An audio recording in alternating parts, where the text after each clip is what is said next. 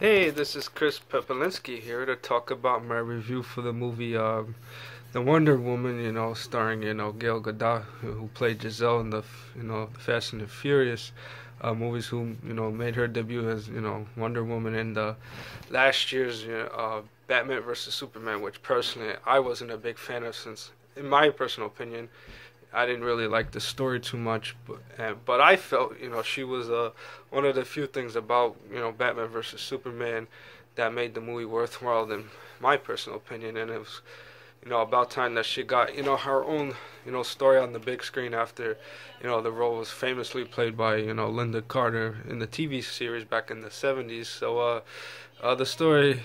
tells Diana's past as a Amazon princess, warrior, you know,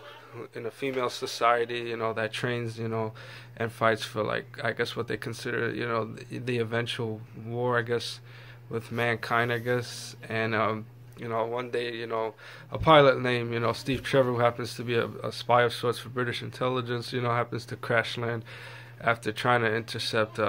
hydrogen gas, weapon that was been created by someone by the name of Pauline Mao, whose nickname is Dr. Poison because she's a chemist, and trying to prevent that hydrogen gas from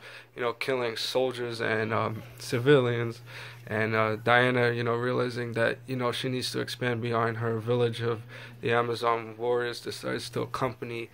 Steve, in hopes of stopping, that weapon from ever happening, and also trying to, I guess, find Zeus before, I mean, Ares before he, continues his quest to destroy, mankind. And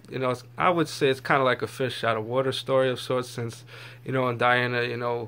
it's like she has to come to the terms of while being a woman in the while dealing with the events of the first World War, and I guess trying to find her own identity as a superhero.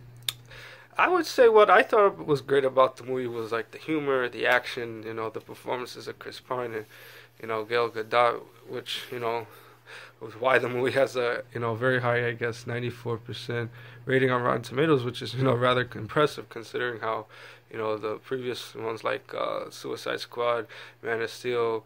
and Batman vs Superman didn't score as high or weren't as well received, but this one seems to be well received by the fans, and